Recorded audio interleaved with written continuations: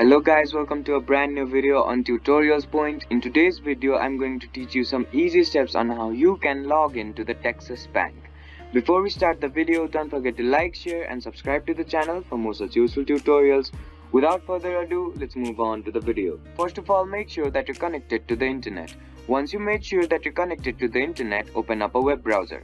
Now, once the web browser is open up on your screen, type in www.texasbank.com and hit enter. After the home page of the Texas Bank opens up on your screen, on the top right corner of your screen you'll see the online banking option. Go ahead and click on it. After you click on the online banking option, a menu will pop up on your screen.